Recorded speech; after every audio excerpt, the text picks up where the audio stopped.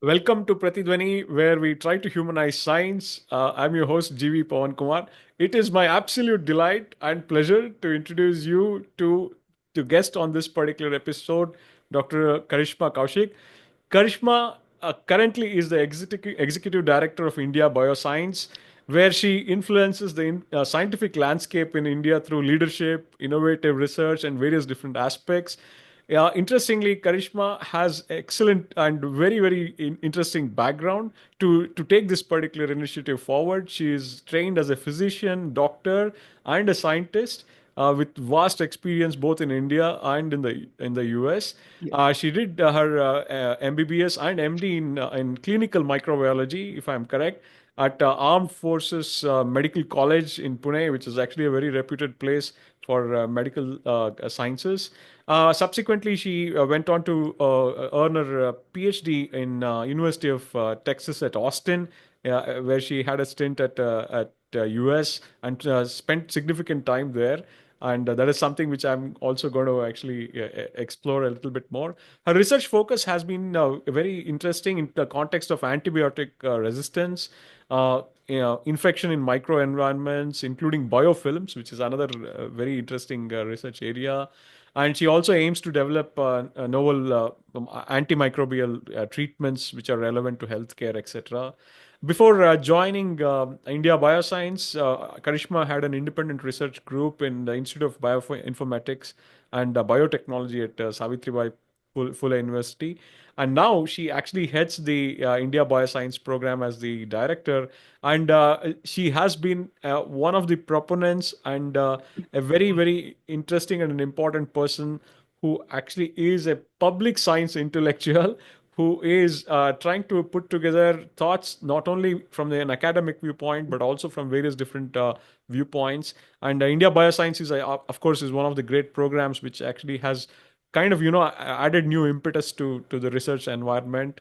And Karishma is deeply interested in mentoring young research scientists and various different people, and she has also a deep sense of aesthetics in terms of appreciation in hockey, coffee, and Indian apparels and various different things. With very Yes. very short introduction, I welcome Karishma to Pratidwani. Yeah. Thank you so much, Pawan. That was a wonderful introduction. So thank you for that. You definitely done your homework. And it's great to be here. I'm really looking forward to this conversation. Same here, same here. So, Karishma, give us an overview of your origins and what was your kind of basic education and your ecosystem from which you actually came out as a person who is interested in science. Yeah. So I was born and raised in Bombay. Mm, Then it was Bombay, now Mumbai. And my mother is a physician herself, and my father is a lawyer, but he took over the family business. We lived in a very, I would say, I've been very privileged, very fortunate. We lived in a very upmarket suburb of Bombay. mhm, And I think it is a testament to my parents' rearing education, their values, that education was always placed very given a lot of importance in as I was being brought up.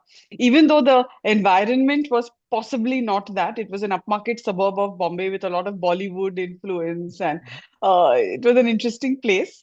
But my parents valued education a lot, and that's how it started.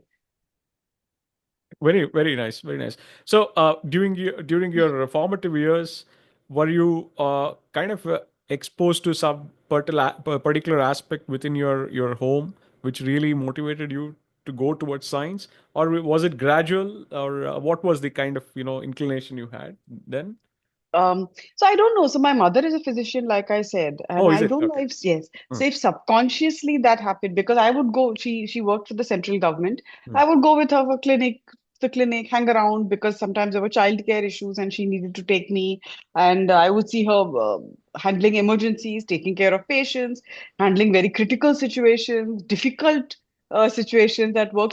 So, but to be honest, still my 10th standard in India. In India, we call it standard or grade. yeah, yeah. I said I wanted to do engineering and take over my father's business, family business, because we are two daughters. So Mm, I always had this that, we don't have a brother.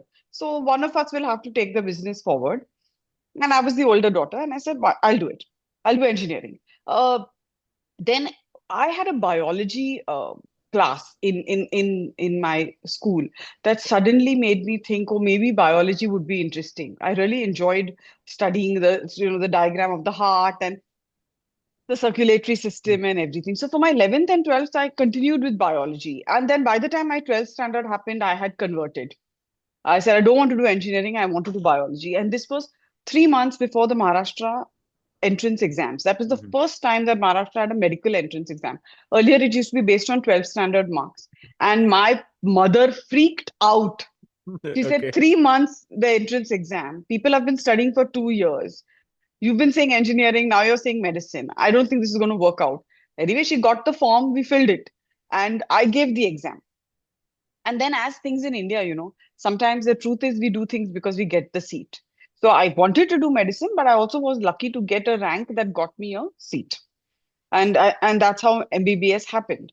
And there, I will say again to my parents, open-mindedness and their upbringing is that, I said, but we have a family business. It's an Mm. engineering-based business. Who will take this on if we have two daughters? And my parents said, don't limit yourself by that. We will figure out what to do with the business if neither of you are interested in it. And that's how it so happened. But they said, your life will take wings. You may not stay in Bombay or, Mm. or, or for the rest of your life. And the business will take you where you want to go. And that's how it happened. Perfect. So if Yeah, it mean yeah yeah it means that you actually had a good exposure to medical sciences at least in some form when you're growing up. very Yeah. closely through my mother. Okay. Through my Nice. mother. Yes, yes. Very interesting. So see, this is something which I always find very intriguing. Having a very kind of a strong, forward-looking parents, especially mothers, has very deep implication on children. And I know you are not only a daughter but also a mother. Yes. And this is something which is very, very important for general kind of upbringing of any child, so to speak. Tell me a little bit more about the influence of your mother, especially. I would want to really know to what extent did she influence you both as a person and as a scientist? Because, generally we don't give much attention to this formative aspect, but I'm very sure parents do have very, very important implication on the children. So in like my case, I think it was huge, but it was very subconscious for the most part. Mm, So for example, it's not just mothers who work out of the mm, house, but yeah. mothers who take whatever they do seriously. Like for example, um, they may take fitness seriously. They may take a hobby seriously. So my mother had these afternoon duties on the weekends when she Mm, had to go. Those days, the way the central government operated, like morning duty, afternoon yeah, duty, all yeah, of that. yeah. And I You're right. remember on Saturday and Sunday, I would be crying on, don't go, don't go, don't go, because I wanted her at home. And she would just very gently, leave me with a helper, a nanny, Yeah, and say, I need to do it. I need to go. I need to. I want this job. I like the part. I like who I am when I'm treating patients. So she very clearly had those. She was very clear about the fact that she enjoyed her work. Also, work. It was grueling if I think about it. She saw mm. upwards of 200 patients a day. Her day Wow. would morning duties would start at 7.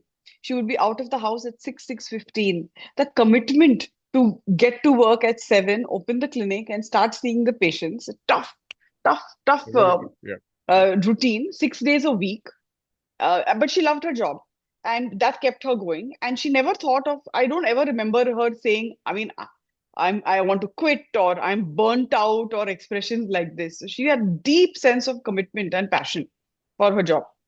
I think what also came with that is I learned time management from her. Mm, mm. I learned that you can be a good mother and very committed to your career. It doesn't mean the two can't meet. Absolutely. We still had a functional childhood, like birthday parties and guests coming over, and it was all there. Functions, festivals, holidays. So I had a living example to Mm, embody when my time came. And I'm a mother to a son. mm. So I take that, and he's our only child. And I take that responsibility even more seriously. And I've embodied a lot of these similar traits that my career is important Yes. and I'm going to work and you have to handle it. And I travel for work as well. And the family has adjusted to it. Mm. And he's always seen me take my work and that aspect of my life very seriously. So I don't know what it will mean for him growing up. We'll see. We'll see. But this is how I wanted to do it Wonderful. based on what I saw. Wonderful. Wonderful. This is such an important aspect, which is very critical because I'm also I have a daughter, and I also I have had a lot of interesting discussion, both as a kind of a father and also as a husband. This is something which is very important for everybody to actually discuss, given that my wife also works. So Yes. this aspect is also something which has to be ingrained in children, right? Especially, I can understand that we might be academics or some kind of people who are associated with some kind of research and other things. But this is also a question which is kind of connected to people across society, right? Irrespective of what is the kind of work one does, how a child grows in an environment plays a critical role.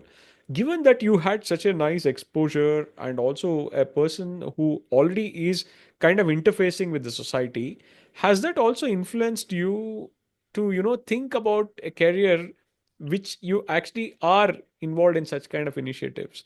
For example, you not only are a person or a scientist who is insular, like many are in the case of not only just in India but across the world, but you also do interface with the society, talk to people, communicate science, and also not only science but about science, which is very very important. Were there some kind of seeding which happened when you were growing up? Was it a conscious kind of thought which came later to you? I'm just curious to know about this aspect. Interesting that you bring it up. I've never thought of it like that, but I think largely it was driven by my own personality. Yeah. That is, like talking to people, engaging with people, learning from people. But I think the sense of social responsibility that I had, Mm. which was very key in my returning to India, was again, I would say, instilled from my parents because both of them made their careers and lives work in India. My mother was a doctor, like I said, and my Mm. father ran the family business. And he ran this business at a time when India's economy had not yet opened the doors. Okay. It was in the period of the license Raj, Mm. where every day was some license renewal and every day was some, you know, some tax regime change. And it was a very tough time to do Tough time. business Yeah. in India. Yeah. Yeah. It's still tough in my opinion, but it was much tougher back then. And I don't ever remember them giving up on India, Pawan. I Mm. never remember conversations in my house being saying, I'm done with our country and Mm. our country is going to the dogs. Mm. And our house in Bandra, Bombay was often like what I would describe, my sister and I describe as an airport lounge. Because everyone who was flying out of India, migrating or whatever to the US or to Germany and other parts of Europe, would come and stay for a night before heading to the airport. And my parents saw all of that. Looking back, they saw people migrating, leaving India, our family members, and they always sent them off very nicely, like, Mm. good for you, good for you. You've got a great opportunity in Germany. I'm so happy for you. Do well. Yeah. It never, I don't think it ever translated into how they felt about their lives. Mm. And it Mm. was so amazing to think that they had that ability to demarcate it. And many years later, I asked my mother when all of them were migrating and so seeking green cards and permanent residencies and all of that, did you never think of it? And she said, no, Dad and I always felt that this is our country and we are going to have to make it work here. There was never a question of giving up on India.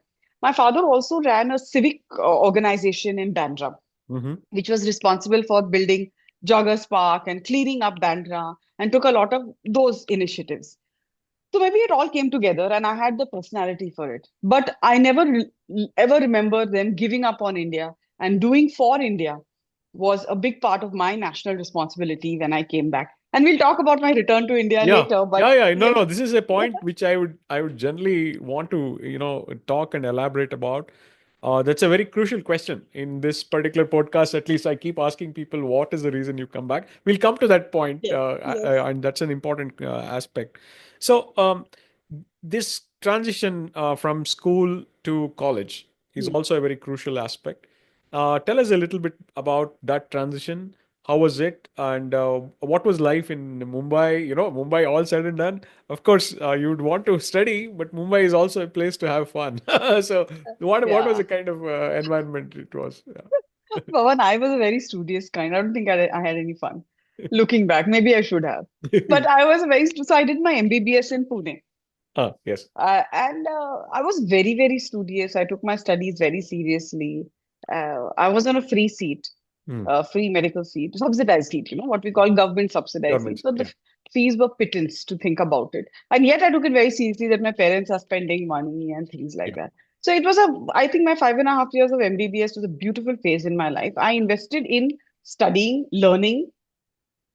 I think it was the early installation of professional ethic. Hmm. Hmm. I took the opportunity very seriously, and that is something that stayed with me ever since, right till my current role. If I get an opportunity, it's incumbent on me to take that very seriously because I think so many people would do anything for this opportunity, and I was given it. I could do MBBS.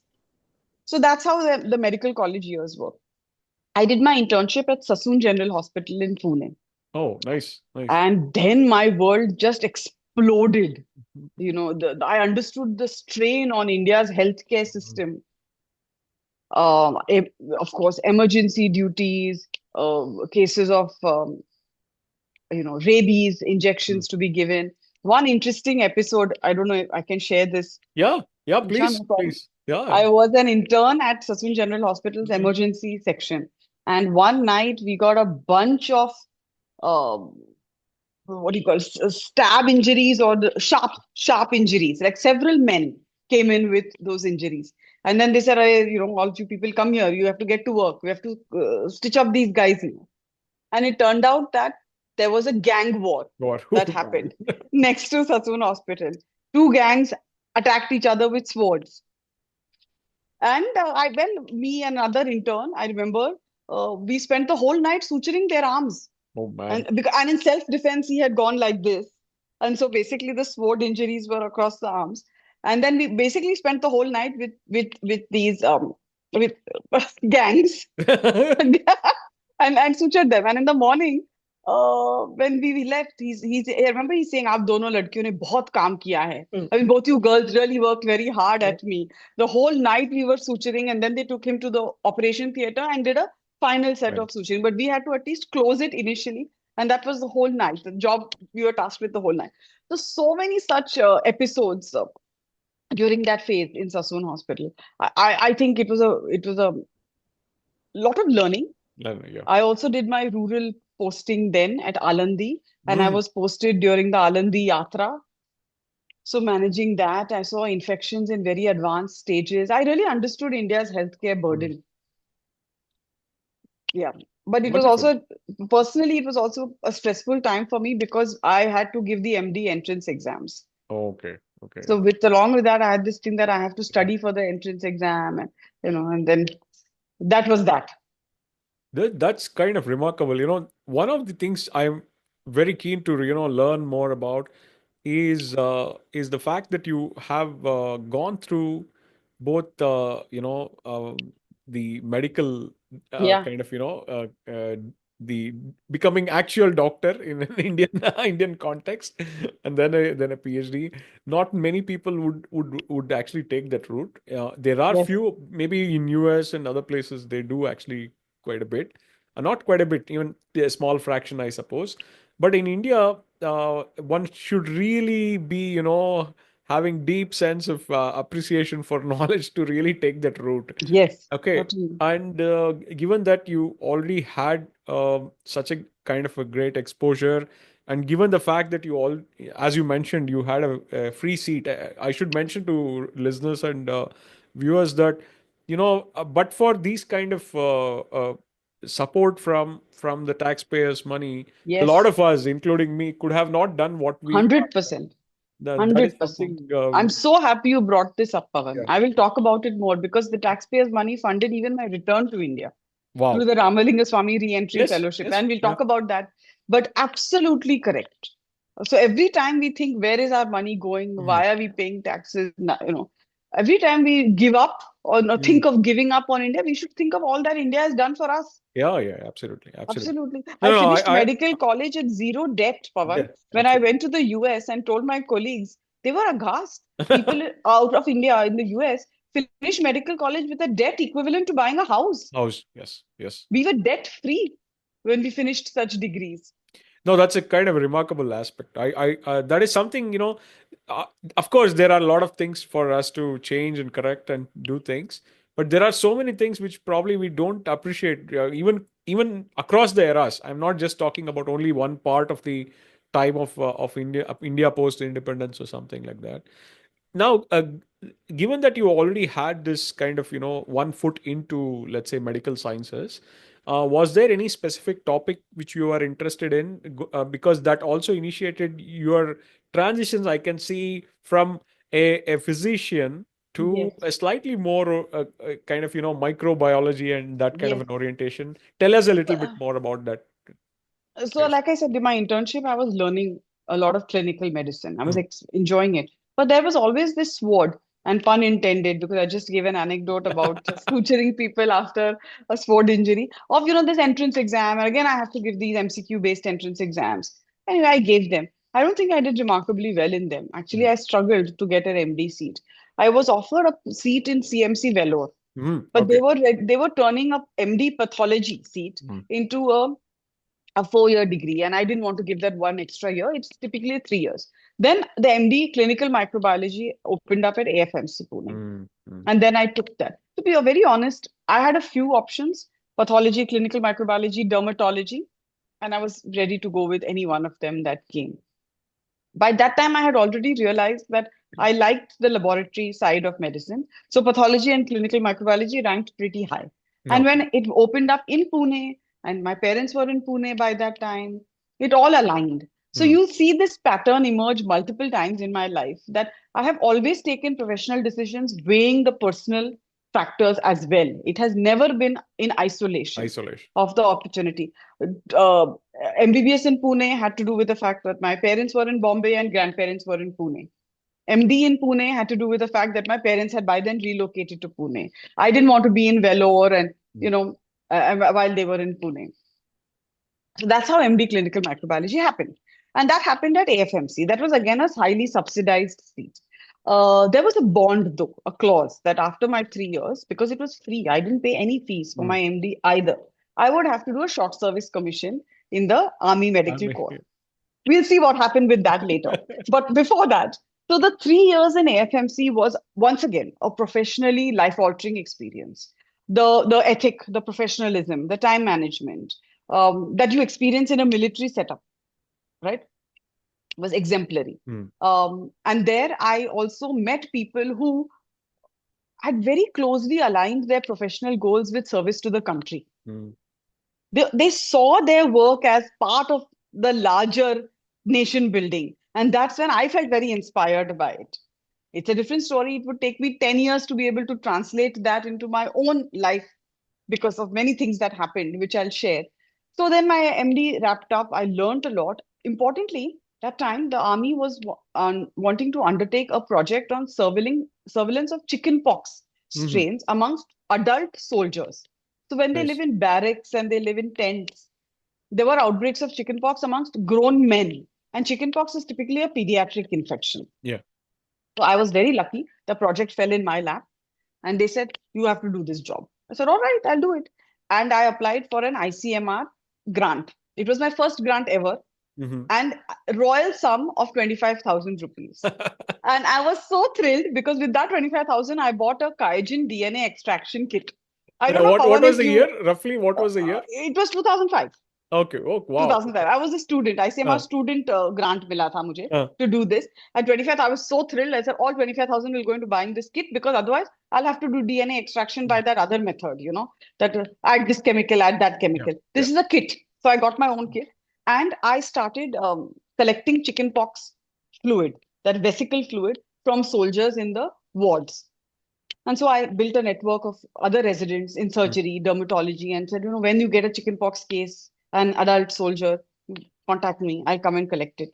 And I collected the fluid, brought it to the lab. So this was really bench to bedside, Pawan. And I Wow. did it entirely as an MD resident. Mm. So I used to take a syringe, put it up their vesicle.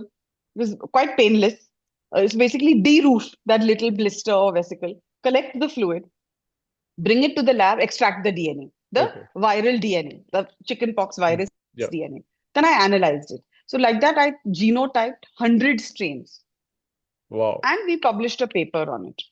And okay, then I got a award, the Mm. Ranbaxy Young Scientist Award. So I started feeling excited, saying, "Oh, I can do research. Nice. I can do things." Looking back, things could have been done differently. I think I could have published the paper in a better journal, but that's always That's hindsight. always there. Yeah, you're right. Yeah. So there again, government support helped me understand what research means, Yeah. and that I could be good at it, and that I enjoyed it. So that marked the end of my MD.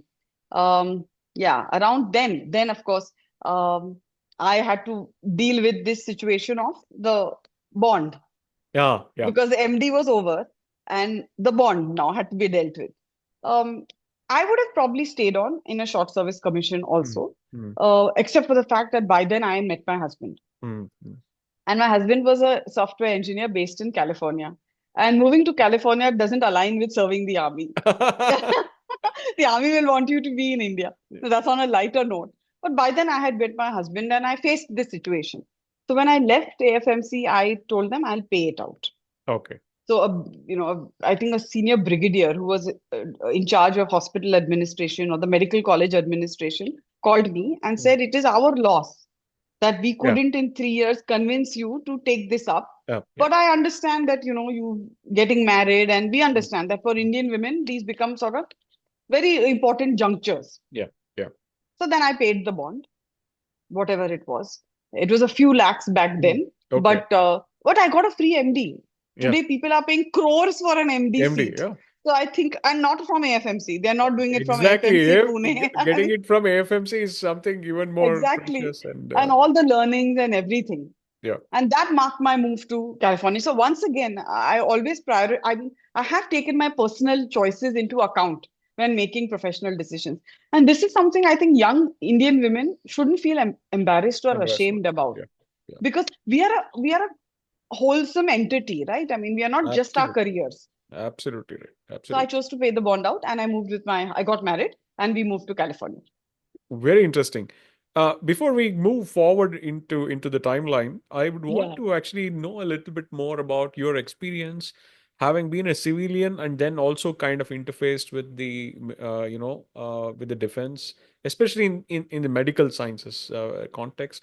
There is a day and night difference in terms of way huge, one huge. leads a life. Give us a gist about your experience, because that is it's a priceless kind of experience.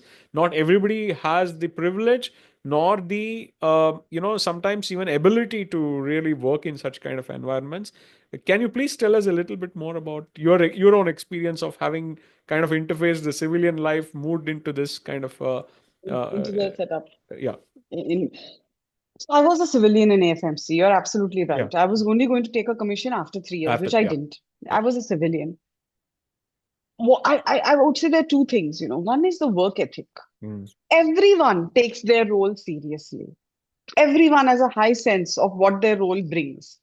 So there's never a question of Mm. not showing up on time. Never. I mean, time management to another level. Absolutely. Yeah, absolutely. Punctuality Professional is ethic and something, punctuality. yeah. Exactly. The other thing I will say, so professional ethic and punctuality is one thing I learned, and it has stayed with me. And it really helped me in the US, where people take time very seriously, as you would also agree, Yeah. when Yeah. working out of India. Yeah. The other thing is quality Mm. in AFMC. Nothing was done just for the sake of doing it. Mm. Whatever was done at world class level. And I truly mean it that when I finished my research project and moved to California, I had a short stint at UC Berkeley there.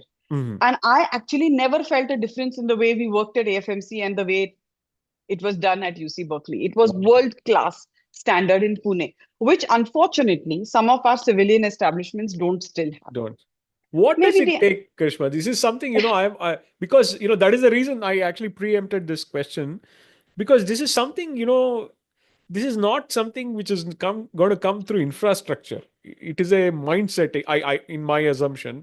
If you can tell yes. us a little bit what it really takes, what really should be done to really come to that particular position, to up the game in terms of being more professional, being punctual. These are all things Absolutely. doesn't really need money, right?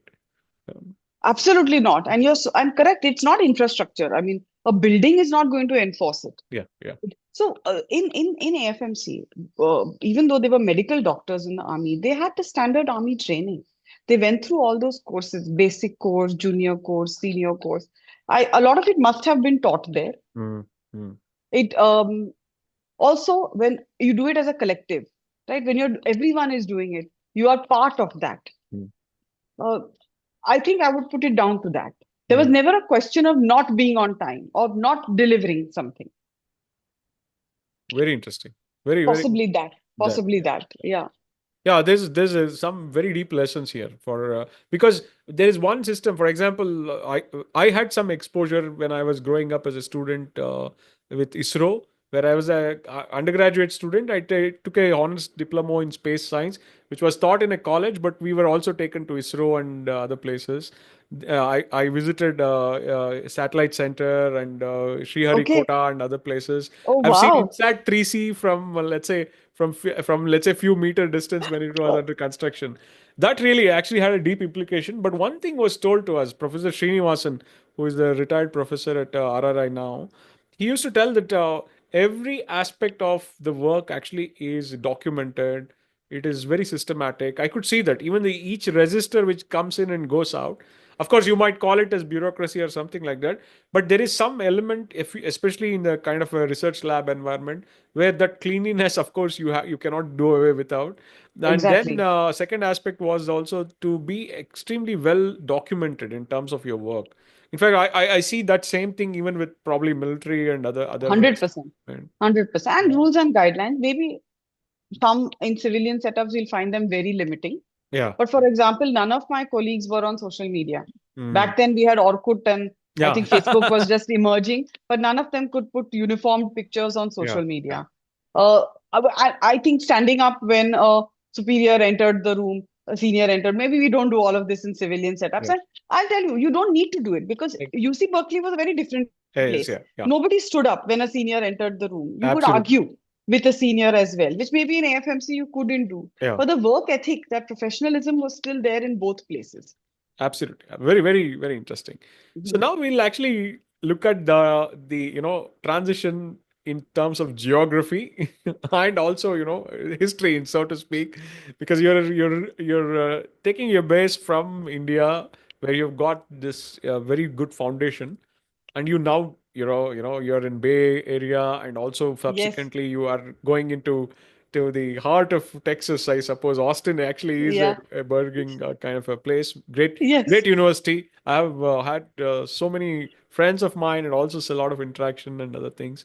Tell us a little bit about that transition from India to US, and also in this particular process, what are the things which you gathered, learned, etc., etc. It was a huge change. Mm. Not, I mean, geographically, I was also moving and I also got married. So that was a Okay. big change, right? Suddenly That is another important thing I have to mention. Personally, yes, historically, geographically. correct. Yeah. Professionally. Yeah.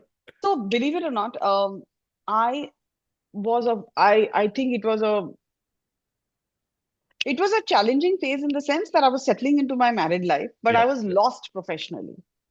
I was struggling because nothing was working out in the US for me easily. So first and foremost, when we go as medical doctors, none of our degrees are recognized there. Is it? Right? Yeah. So an MBBS MD is equal to a like a postgraduate degree. That's Degree. it.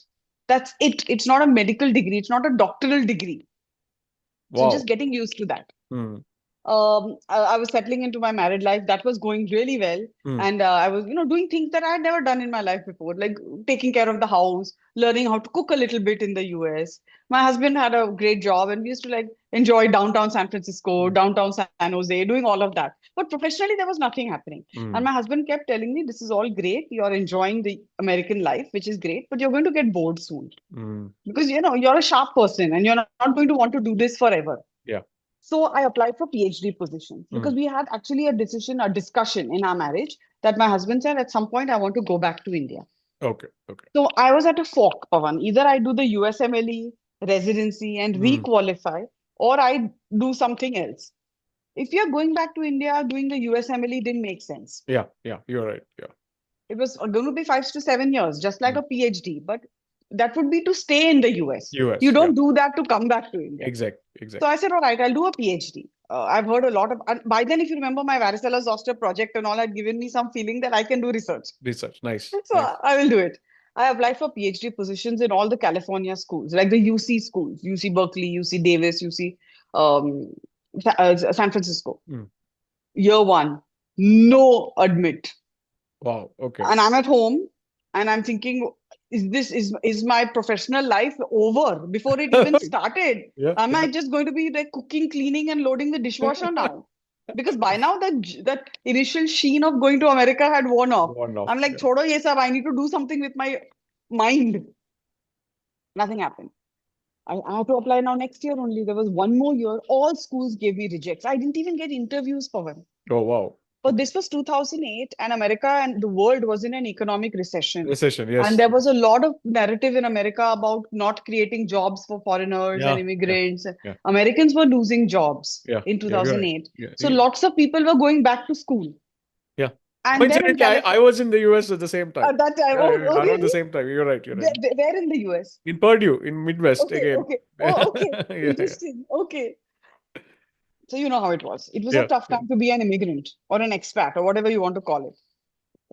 And NIH funding meant that you can't give this to somebody who's not a citizen and not a green card holder and all of that.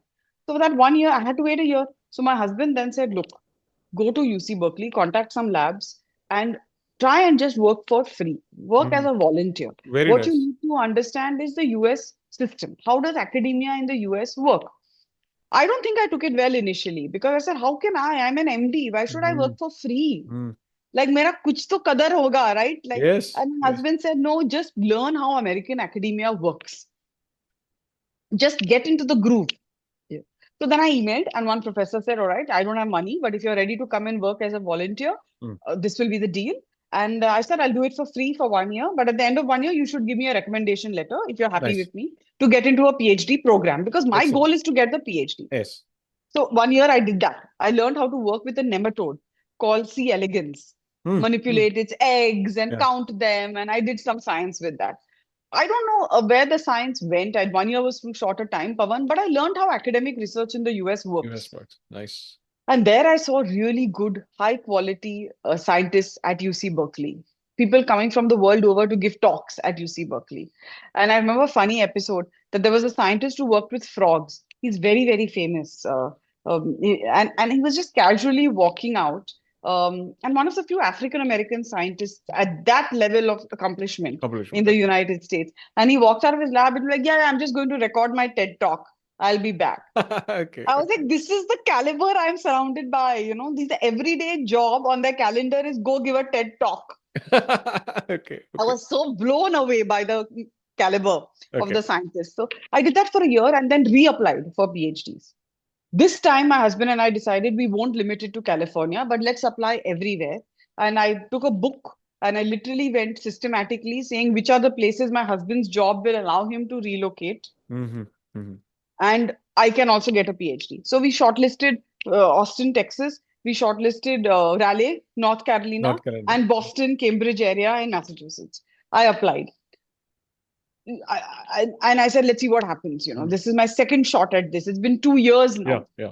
I wrote in my notebook, Austin, UT Austin, good for Kaushik, but not such a good Department of Biological Sciences. Uh-huh. Mm. I ended up there. But that's so then I got interviews from a few places, none in California. I got 2, 3 places in Texas, a couple of places in the East Coast, Mm. and finally I zeroed in on Austin. I Mm. also did get into Baylor at Uh, Houston, which was a very interesting because it had a medical school. Medical school. Yeah. Yeah. Yes, Yeah. but Houston didn't work for my husband's Mm. job. Austin was better. So that's how we moved to Austin. So really, Pavan, there's so many conversations on H1B happening even now. Yes. Okay. Yes. On an H1B, the two of us, all of 30 years old, left California.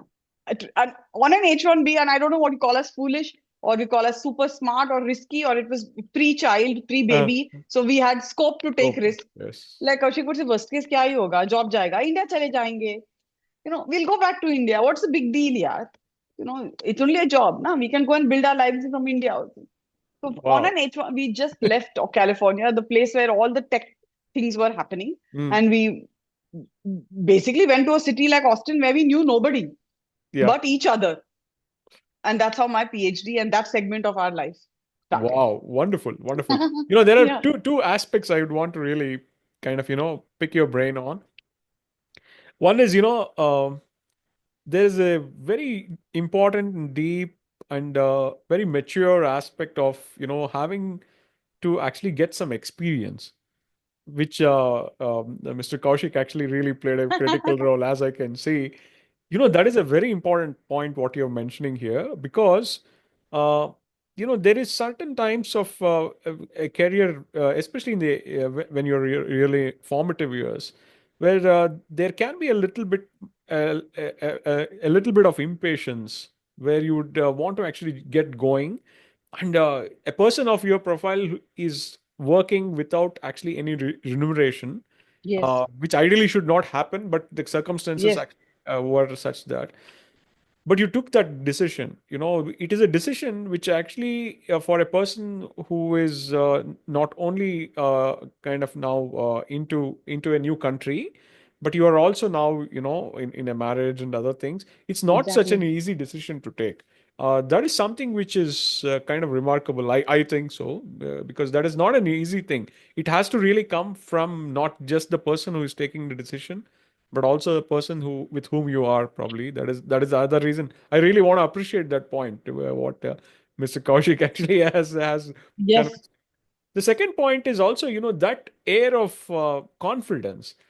One may actually call young people a little cocky, but the fact that they are ready to take this particular plunge and explore is something which we want to really appreciate. Sometimes people actually make comment that young people, oh, they're too, careless and things like that. But there's also an element of adventure, right? Without that spirit, I assume you would have not taken the decision to really move from California to Texas and other Texas. things. And knowing nobody there. Yeah, in all these processes, decision making is important. So where I'm coming towards is that that point is very critical for an independent woman who actually also values, a lot of other things. What is the process of the decision making which plays a critical role? Of course, it may have evolved because you've already Hmm. grown and you've already seen the world and taken many more decisions. At that junction, you probably took a decision which probably turned out to be very good. And I'm just curious to know, is there anything people actually can and learn a little bit more about the decision process itself? So the first decision to come to no, the first decision was to work at Yeah. no pay.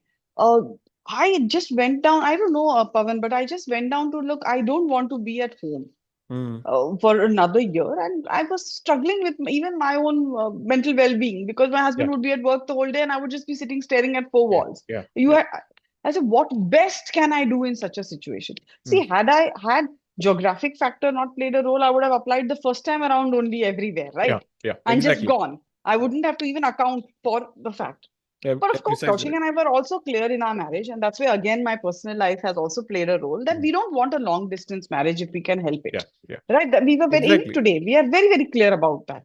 That that's not ideal. It works for some people. We didn't think we Yeah. wanted that. Yeah. Yeah. So it was I want to do something. And I said, all right, if it's only a question of I have a huge privilege Mm. that my he was earning and I could take this 1 year to do it.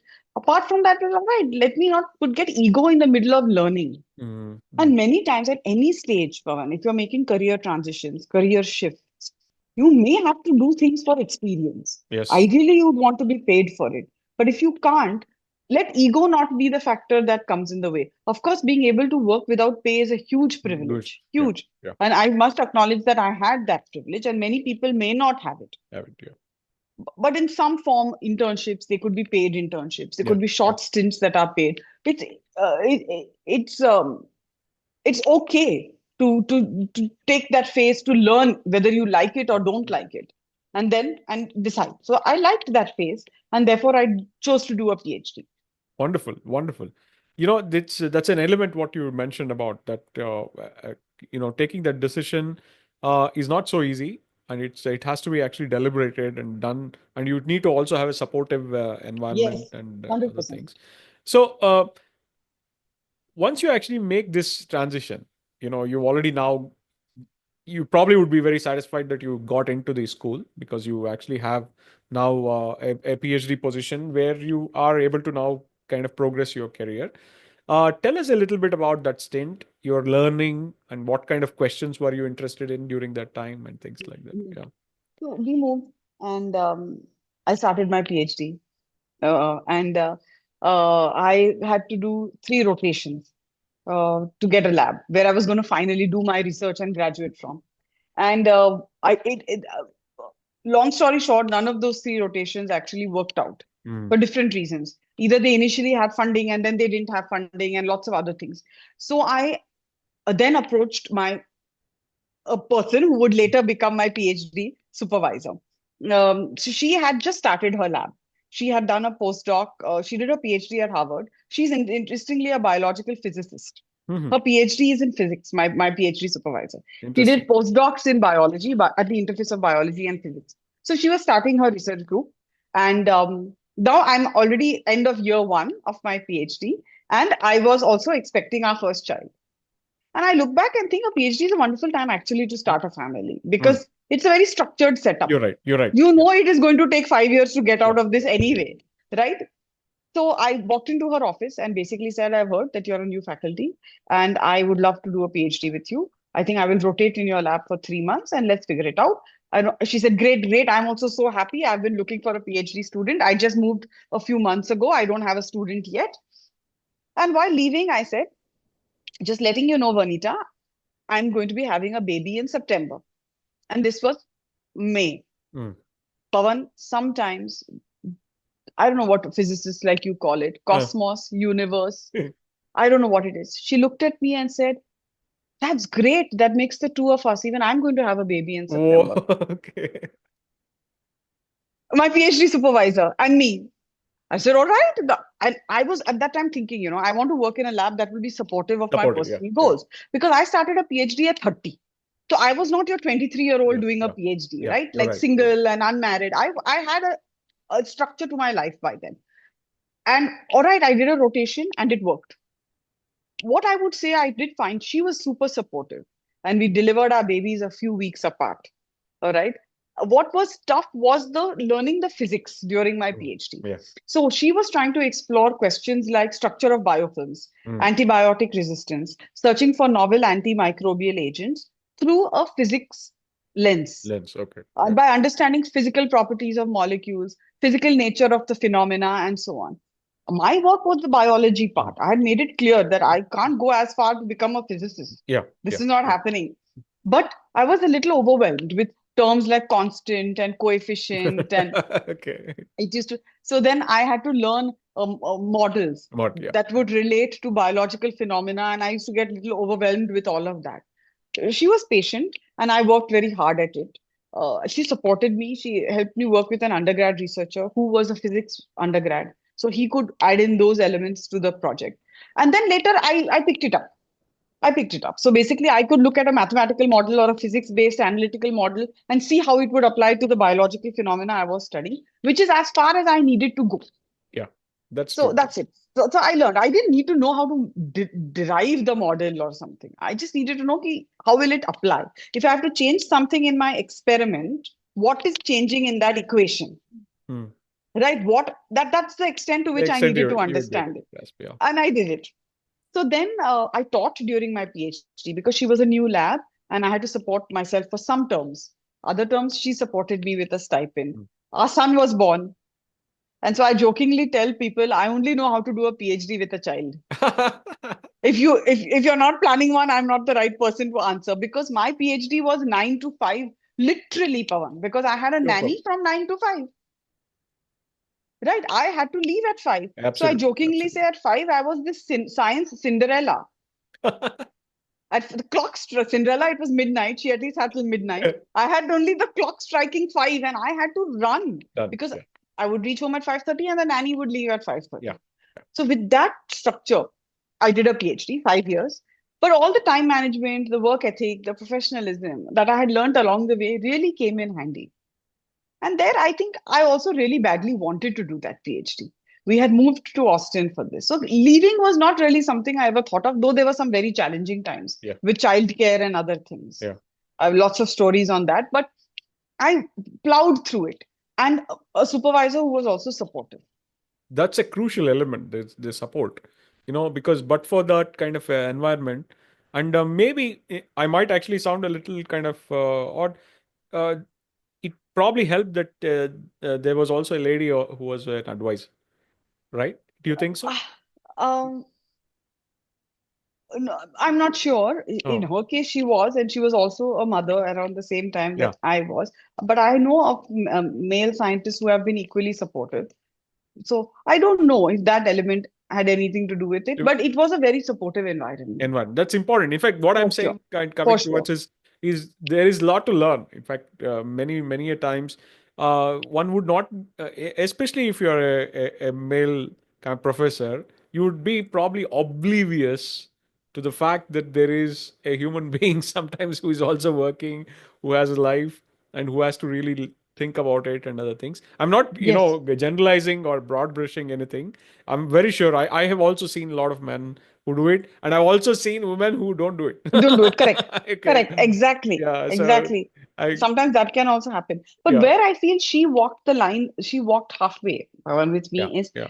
she also probably didn't bargain for a PhD student to be 30, to be a Yes. mother, to Mm. have a family. Like you probably bargain for a much younger PhD student who will probably be there in the lab on Yeah. weekends, Mm. be there in the lab on Thanksgiving holiday. All of that I couldn't do because I didn't Yeah. have childcare. And I Absolutely. certainly couldn't leave it all to my husband.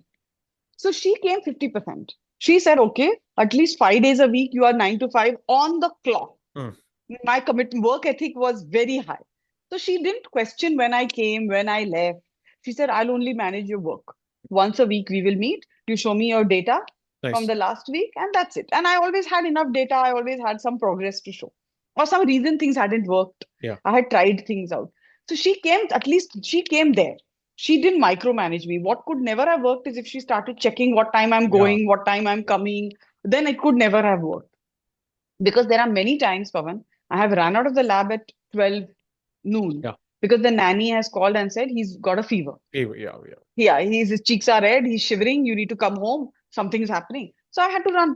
How would I do it if she didn't understand Absolutely. it? So Absolutely. that definitely she came 50% Wonderful. of the Wonderful. way. Yeah. This is something which is very critical. I totally agree. And I think, see, I also tell this to our PhD students and also many people who are, most of the time, the problem arises in PhD of not actually having a good plan for your time, right? Because Yes. I see that the people who have worked like you, and I too actually had a colleague, or rather a friend of mine who was male, who was also in similar situation. He was married and other things, and he was probably one of the most productive PhDs I have seen. And he did not stay on campus. Of course, I was living in JNCSR in Bangalore, and he turned out to be a fantastic researcher, and he's now also a professor. And Okay. Okay. again, nothing, beyond that particular time because the bus had to leave, so he had to leave. There's no Right. way. And I found that that is something. Having too much of open-ended time is also a negative in a sense. In fact, I can see a lot of people probably lose direction in that way, and Yeah, yeah, it's very. exactly. Because I had to do everything between 9 and 5. I didn't have weekends, I didn't have evenings. Sometimes in microbiology, we have to put up cultures Mm, mm. for the next day. So then Sunday evening, husband, son, me would come to the university to put up a culture. And a culture putting up just takes like 10 minutes. But we Yeah, would drive 20 minutes to put up that 10-minute culture so that on Monday morning I had something to do, nice. some setup. So those things happen, but I couldn't put on a whole working day on a weekend then Yeah, usually. absolutely. So I had to make it work between 9 and 5. Wonderful. Those were very structured days. And my colleagues would actually, they were much younger than me. And they would kindly ask me, like, we are going to downtown tonight. Do you want to come and catch some drinks? And I'm like, I'm going to be with milk bottles. It's okay. And they would say, they were full of admiration. They were like, you want this PhD so badly. Yeah, yeah. So badly you want this. That's what it was. And on a side note, a humorous note, Pawan, all my entire stipend was to was paid to the nanny. Oh man. That's So basically, 5 years I worked to be able to pay the nanny. very- And well, I told this to my advisor once, and she said, "You really want this so badly. Agar anybody would just throw in the towel, yaar, and say, paisa bhi nahi aa raha hai. इसको 5 साल तो लगने ही वाला Yeah, है. yeah. Nobody knows when this is going to end. Wonderful. And PhD doesn't mean, I mean, after that you have to still build a career. Career, It yeah. doesn't mean, So I wanted to learn. I wanted it so badly.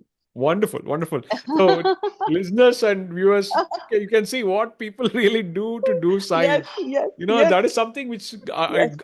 is underappreciated. A person, hold in a lab wearing a white coat is a very stereotypical kind of Very image. much, very There's much. so much to actually a research career and a research life than just what you see in very kind of a superficial way. And your podcast title is so perfect, humanizing it. There's so Humanized, much yeah. human element to it. Absolutely, And absolutely, even then, Pawan, I couldn't let ego get in the way and say that, oh, the nanny is being paid equal to what I'm being paid. I wanted the PhD. absolutely, And absolutely. also there, my husband said, this is just a phase. You're not going to forever earn only this much. This is a phase, segue to get you where you want to get. So it's also sometimes about putting it into perspective. Respect. I wouldn't advise anyone how they should use their money, but sometimes you need to do what Do it what is, takes. yeah. Yeah, to Oh, get through so that important. phase. It's such an important thing, and I have to re-emphasize this. Uh, is the support. I'm not talking about families because if you're away, you're away. But the Exactly. support from your spouse is so important. That's so critical. I can say Exactly. this personally also. I can also say this actually Through my having the interacted Abs- now. and a support who also sees the long term vision. Even Exactly. Kaushik could have said, what, ये तो कभी Yeah. खत्म ही नहीं होने वाली बात है. What are we doing this? We're spending money on it, and you're out of the house, and of course you have to make it work, right? The nanny, Absolutely. one day she will come, one day she will say, I'm not coming. All of that Yeah. business has happened over 5 years. But he also saw the vision that this is just a phase. एक बार ये PhD हो गया, we won't be in this phase. The child Yeah. will grow up. But your career, this phase is critical. Absolutely. You Absolutely. need to get through it. So I was very fortunate that he Wonderful. also saw the vision. Wonderful. Now we'll come to one of the crucial questions, Yeah. the transition. See, once you're actually doing PhD, now your opportunities also broaden, and Yes. especially you have very illustrious and also kind of not only broad but also deep kind of expertise in various different things, which means that you would be valued in any kind of ecosystem, not just back in India but even in West and various different places, which means that you probably would have had even higher kind of opportunities and chances to stay back wherever you would want to. And yet and yet you plan to come back, and were you thinking about it, uh, and give us the reasons why, how, etc. Big question, Yeah, it's big a big juncture. question. Yeah, yeah, yeah, But you also returned to yeah. India. So yeah, you must have had your own reasons, of course. So if you flashback, it was when we got married that Kaushik said that I'm going to return to India someday. So he always wanted to come back. After my PhD, we started seriously thinking about Mhm. it. Uh, Many reasons, Pawan, but I think for me personally, topmost was I wanted to contribute to science in India. Nice. I felt it was a national duty Mhm. to plow my experience, education, and expertise back. Now, after we decided, there were pans of we're leaving a life that we have built. By then, we lived in Austin for 10 years. You know, all of that we had built a social circle. Our child was accustomed to the American way of life. There was a Yeah, lot, yeah, exactly. but That is that was a lot to be thought through. The other aspect was I started looking for opportunities in India. And there again, we have to talk about the things our government does right. Of course, there's always scope for improvement. But I heard of the Ramalinga Swamy Reentry Fellowship yeah, yeah. and I applied for it. So after my PhD, I didn't take up a postdoc, but I Mhm. took a teaching job at UT Austin, in Austin itself. And I said, Nice. I'll apply for these programs to come back to India. So I applied for the Ramalinga Swamy Fellowship. And a few months later, I get a call from DBT, first an email and then a call saying that you've got it. Now you start planning, come back to India. And my name came on the website in that list of awardees and everything. So the Ramalinga Swamy Fellowship was the turning point. Once I got that said for 5 years, you have research funds and a salary. Mhm. it was an unputdownable opportunity. And then I chose to come back. So we were already thinking of it. I was very committed to doing science in India. But that really, that DBT's program was the turning point. And I think Mm. there's so many scientists in biological sciences who will say that that turned it for them. Once that came through, it accelerated our return. Then we started lining up things. The school Nice. admission in India, where will we live? I approached University of Pune for a host institute and all of that, then set into motion. Wonderful, wonderful. Yeah.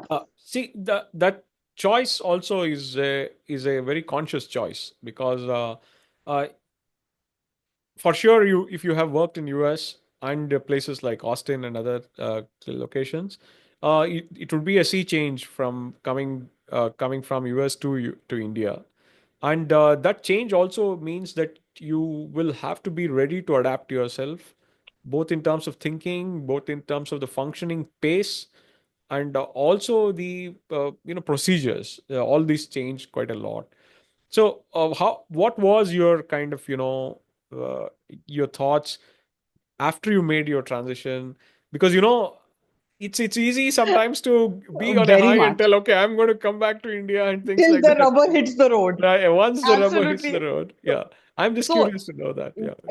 to put it in one word, it was a culture, it was a scientific culture Mm, shock. I moved from the US to a state university in India. mm, mm. It was as wide a chasm as Yeah, it could yeah. get. I don't know what more it could get. It was a shock, a Mm. shock. Uh, so many funny episodes, so many funny episodes. First time I went and I told a senior faculty Mm. that, there is a bird's nest in the ladies' bathroom. Can somebody please look into that? And she gave the job to me only. She said, you have a problem with it? You get the guy to clean the bird's nest. And that was the first time I realized that India mein faculty have to do all kinds of jobs. I mean, this bird's nest was just an example I'm saying, but admin, Yeah, teaching, research, this committee, that committee. So it was a huge, huge adaptation phase. What did help Pawan is I got good people in the team. team. Yeah, yeah. I'm very grateful. Like whether it was Snehal or Shriya or Nizam or whoever joined me in that early phase, Vandana, they Mm. were all a bunch of wonderful people who helped me understand India. India. In fact, I would ask them, "Ki this is how it works." Because I left India as a doctor, if you Yeah, yeah. remember. You're I right. You're didn't do right. my BSc, MSc, Yeah. nothing. I didn't know how Indian science works. I didn't know a purchase order from a purchase requisition. Mm. And the first time I wrote a purchase requisition, they said, yeah, under 20,000 or some limit was there, under 20. I'm like, okay, so 20,000 ke liye you have to make new requisitions. They're like, yeah, and you cannot make more than one in 3 weeks. Yeah, yeah. I was like, how is my science going to pick up? And in biology, we need a lot of Mm. materials. I don't know about physics. Specific branches of physics may be different Yeah, from yeah. others. For example, a theoretical physicist might just need his mind and a pen and paper. Well, no, But, not really. My colleagues will not be happy if I tell that. They too require quite a bit of stuff. oh, is it? Is it? Yeah, yeah, Probably computational equipment and yeah, all. I yeah, don't know. But yeah. biology, very, very equipment and resource heavy. So I was like, okay. So I was like, ठीक है फिर मुझे 20,000 से ज्यादा लेंगे तो they said purchase order. And purchase order takes 1 year Oh my. to Yeah. get done. So all of this learning, and I would learning from the team. And they were not my PhD students, Pawan. They would join me as researchers on Research. my projects, Mm, like mm. research, junior research fellow, Yeah, senior yeah. research fellow, project research, whatever I had resources. I for my grants, I was paying them.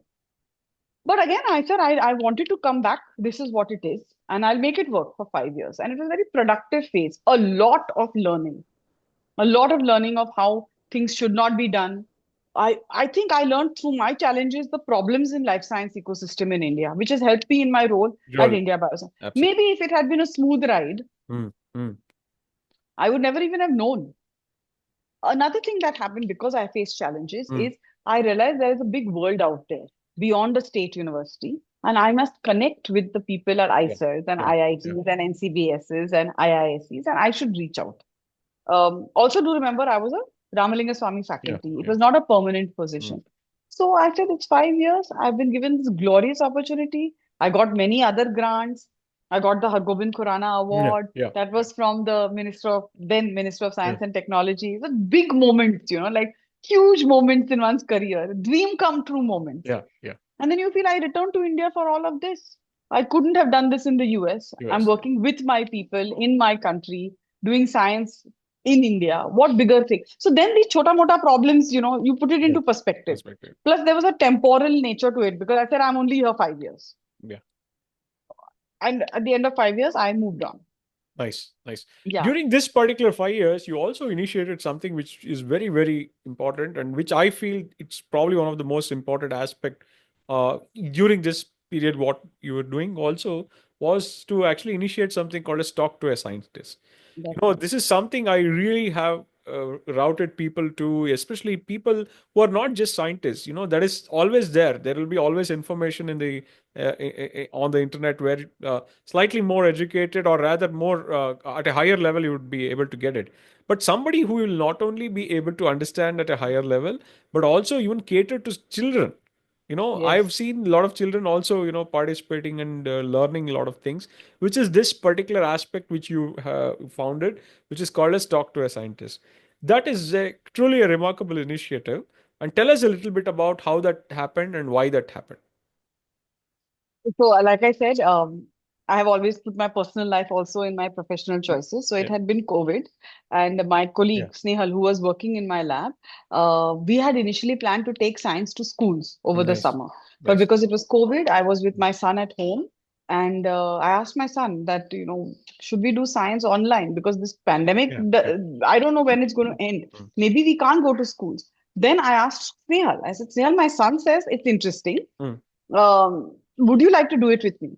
And credit, like I said, credit to her and her vision and capability. And she was a young researcher then. yeah, And she yeah, said, yes, I will do it, Karishma. Let's both do it. So we became co-founders. And everything, Pawan, whether it's a logo or the poster or curating the sessions, it's like how you do Pratidhwani. yeah, yeah. It's like a labor of love. Love, yeah, It's a yeah. passion project. We don't even see it as work. And it Absolutely. took off. The first session, we had some 75 young people, and parents were hovering behind the Yeah. laptops to make sure, is this some valid place we are sending our child to online? And then at the end of the first session, one child asked, when is the next session? Nice, So nice. I looked at Snehal online and I'm like, next week, maybe? Okay. So that's how then it was weekly. And now we're doing it monthly, but we're doing lots Monthly. of other things. Yes. And so it's been 5 years and it just took off. It was very organic, natural, but it's been a labor of love. It's been a lot of Absolutely. work from both Snehal and me to keep it going for 5 years. There again, my son also got a chance to be a part of the initiative. And, I could bridge my worlds as a mother and a Mother, yeah. scientist. Yeah, No, no, it's yeah. a great way to work. A lot of people have this problem. Actually, somehow uh, that there is an element of creativity. I always tell this, and I also actually really one of the really significant and admirable aspect of what I have seen in the work what you've been doing is ability to bring things together. That's actually the definition of creativity, by the way. And you Okay. just gave an example of that, right? Because it's creativity is not only about abstract ideas coming together. It is also the real life coming Yeah. together to do something which you also are professionally involved. And there is an element of thought which is very important and interesting. And you just described that. That's I'm very glad Yeah. Okay. you you Interesting. you Interesting. Okay. you mentioned about. So, having done this, you also have this great exposure. It's also an unusual exposure. You have a very broad range of kind of expertise and exposure. I keep telling this. It's not only just about having worked in a place. It's also about the exposure. Having worked in a state university, having Yeah. worked in, let's say, in places in Bay Area, you have seen it all, in the sense, at least a broad range of kind of perspective. This would have really also given you confidence to take your next step, right? Because what was your thought process? I could have not thought about a better fit for a person to take and lead the wonderful organization like India Bioscience. What was that kind of going on in your mind prior to the decision?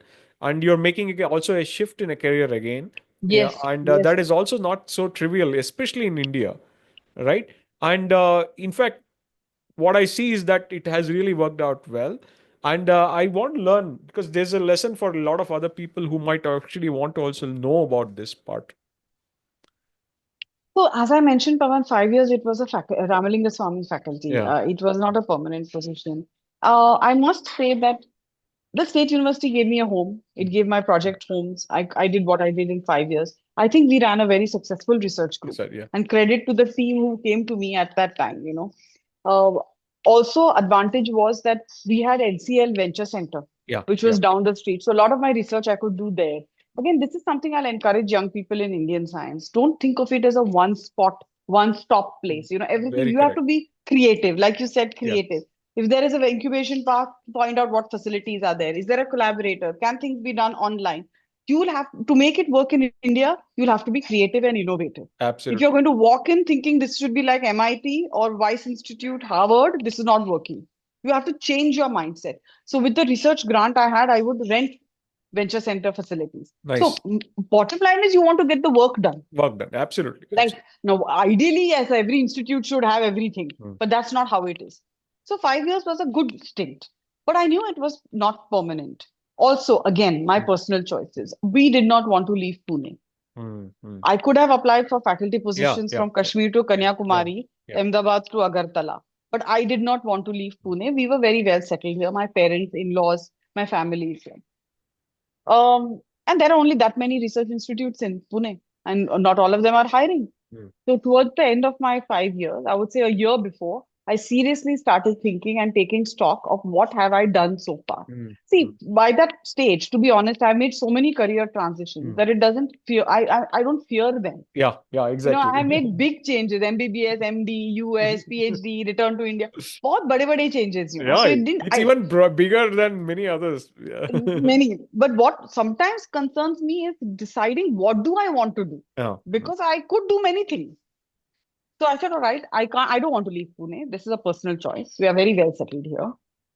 And also my son had moved from the US and I couldn't make another change happen. I had to take everything into stock. I said, all right, let me see what can happen. By then we had accepted work remote also as a norm because post-COVID. Many people, I would say some colleagues of mine suggested, you should look for a leadership role, Yeah, something beyond just research, because you can do a lot more, yeah. as you've shown through Talk to a Scientist and other initiatives. Then India Bioscience was looking for this position. I started conversing with them. But I had one big thing I put on the table, Pawan. And by that time, I was, I think, 40 years old. I have no problem sharing my age. Mm, But I think it took me so long to be able to negotiate something at the workplace. I mm, put it on the table that I cannot leave Pune. mm. This will have to be, you will have to come halfway down the Yeah, line yeah. and allow me to work remotely from Pune, and I will travel to Bangalore Mm, as needed. mm. We went through multiple rounds of interviews, and we made the arrangement work. So that's how the shift to this position happened. And when it happened, it was a career change. To be Yes. honest, I don't know whether I'll go back to my research. Mm, mm.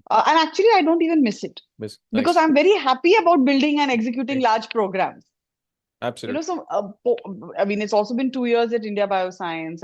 And post India Bioscience, I may think of a next Mm. leadership role or a larger role in the ecosystem. So it's been a career change to science facilitation, science administration, and I'm enjoying it as well.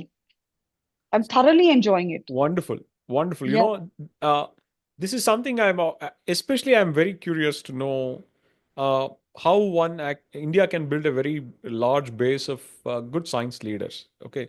So, things have happened in the past organically. There have been people who are also scientists who doubled as administrators, and within their capacity, they have been effective. But it is also something which was done without any specific, large foundation, right? Because there are not many people, and you are a kind of new kind of batch of leaders who are yeah. emerging in India.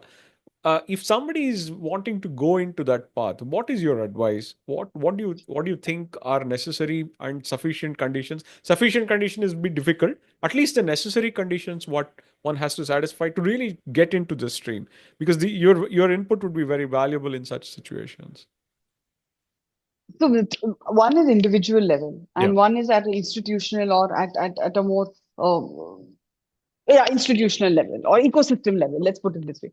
So one thing the ecosystem doesn't have, Pawan, is a cadre of science leaders. Like think of it Yeah. like a UPSC cadre Yeah. or Yeah. a You're right. state cadre. You're right. Post PhD, can we really, or maybe even post or one postdoc?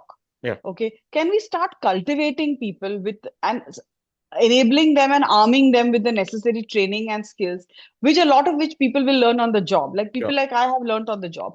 But science leadership means some training in leadership, training in management, project management, grants management, research management, training to keep an eye on the larger ecosystem. true, true. Being able to map necessities, needs, initiatives.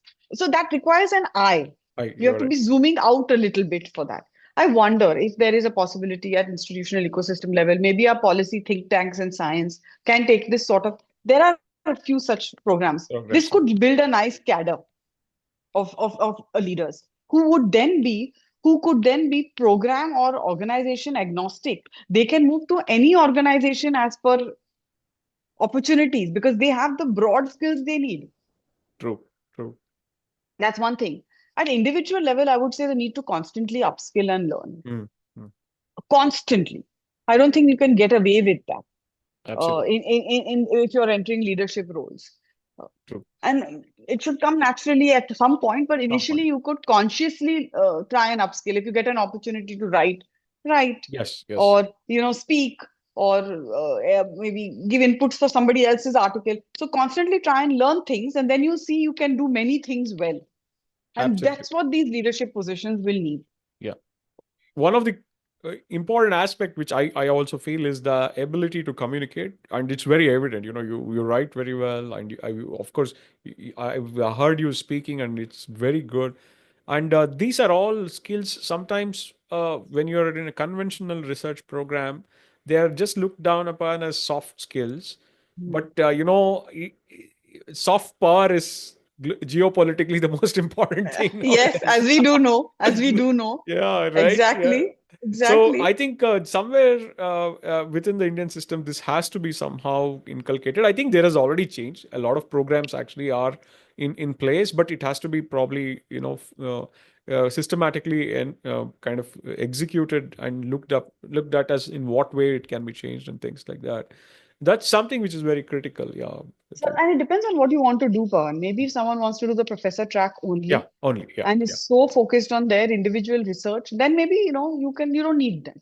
But if you want a larger role, then it becomes indispensable indispensable. to be Absolutely, able to write, communicate, talk, map the ecosystem, yeah, understand what are the goings on, then it becomes indispensable. So it depends on absolutely. where you want to go. But why it's becoming important now, Pavan, also is because let's be honest, we are churning out so many more PhDs than PhDs, there are yes, faculty positions. So where is all these highly talented, skilled people going to go?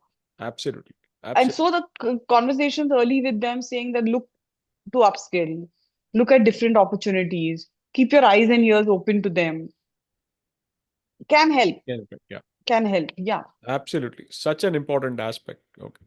So, yeah. my penultimate question Mhm. is to just tell us a little bit about your current initiatives within your program. What are your thoughts? Where is India Bioscience heading towards? And give us a kind of just a very broad overview of that. And then we'll go ahead. So India Bioscience has actually been around for 15 years. Yeah, yeah. I have been helming it for the last 2 years. We are a small team, uh, interestingly, an all-women team. Yes, yes. And importantly, very effective. That has to be mentioned. Yeah, That is thank you. something sometimes lost. To be very frank, that is what I feel. Having team is one thing. To be effective is another thing. Yeah. Very true. Very, very committed, very Yeah. effective, very efficient team, which does work across India. So India Bioscience facilitates the life science ecosystem through a range of verticals like networking and mentorship, skill building, communication, digital initiatives, education, and so on. We're supported by the Department of Biotechnology, Government of India, but we have a host of other partnerships, Mhm. including international organizations we work with like EMBO and Humboldt and others. We facilitate uh, across these different verticals. We facilitate our website, which is our digital base, in-person meetings, virtual workshops, in-person workshops. We have active science communication articles going out, webinars, podcasts, infographics, Yes, policy. So we do a lot. I think we are a bunch of women who get a lot done every day. It's been a catalyst. It's been a catalyst for change in the life science ecosystem in India, for sure. Yeah. Absolutely, absolutely. Yeah, I wish you and your team all the best regarding every Thank you. initiative. I'll convey it to them. Yeah, yeah, Thank yeah. you. Because Thank you. I see that the landscape of not only biology, but also it has become a good model program for other disciplines to emulate. Very We much. need it. And also, it's not a very top-heavy kind of system. I can see that Yes. there's an informality. There is also there is an element of joy, which I feel it's very important when you bring anything in science, and you can't make it too very very very strict and very specific and very kind of tight in terms of the execution too. It Yes. has to Yes. have that informality and yet so seriously done. It's wonderful. Yes. Yes. Exactly. Yeah, Yeah. so the final question is what next? What do you really want to do? I know I'm not telling you to really chart out any plan or something like that, but I'm just No, curious. no, but I can understand where it's coming from, because after my career, most people ask me after hearing about my career is what next. Oh, No, yes, yes. just generally your thoughts. In fact, intellectually, where are you heading towards? Because I see that you also have been involved in so many other aspects, not just only India Bioscience. I really appreciate the fact that you are interfacing with the society. That is very, very important. A person who actually has spent time and effort and put effort in these kind of environments should actually talk to people, and you do it very effectively across media and across different platforms. I'm just curious, like, what is the way forward, in what direction you are taking your thoughts through things? So, Pavan, I'll share something Yeah. then. So, in the immediate future, pretty immediate future, I am planning to actually write a book. Wonderful, wonderful, Yes. excellent. So that's happening. It's going Yeah. to be a book for young people in science, Wonderful, excellent. primarily girl scientists, girls who want to do science. It's going to be a very heart to heart. Uh, it's going to be the real deal. The real deal. It's not going to be a vineyard version. It's going to be the truth of what it takes to build a career, a modern day contemporary career in science. So that's again a passion project. I really want to get it done in the next one one year or so. Wonderful. And where I see my career heading, to be honest, I want to be able to build large programs for India through being maybe a science diplomat or an attaché Yeah. at a high commission or embassy or an international program. And I see that's where I want to be. That's the aspiration. I'm sure there will be other organizations and roles I'll affiliate with towards getting there. But that's sort of my dream job. At every stage in Wonderful. life, you should have a dream job or a passion project, right? Like, I mean, what's life without that? Absolutely. So the passion project is the book, and the dream job is to be like a science Yes, attaché yes, yes. somewhere. And I'm let's see very where it sure. goes.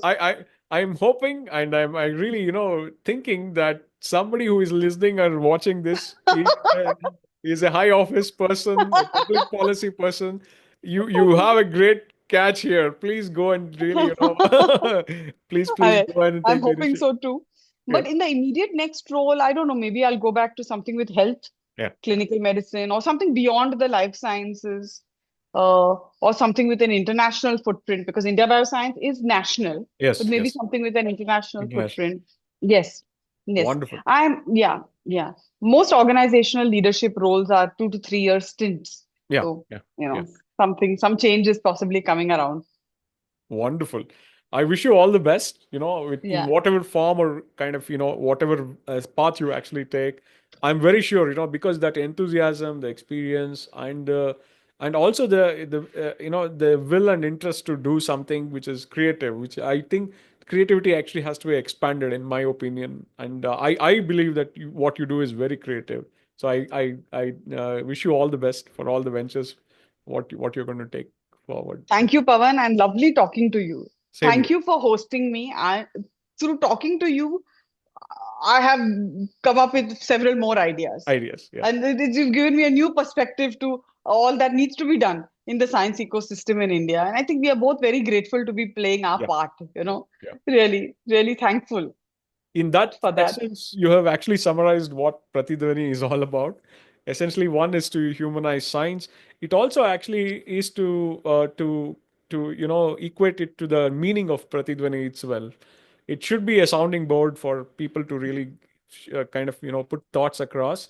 And pratidhvani also means pratidhvani. So it also means every voice, so to speak. So Okay, that is an okay. important aspect. So I hope people do get motivated. Karishma is an excellent person to interact with.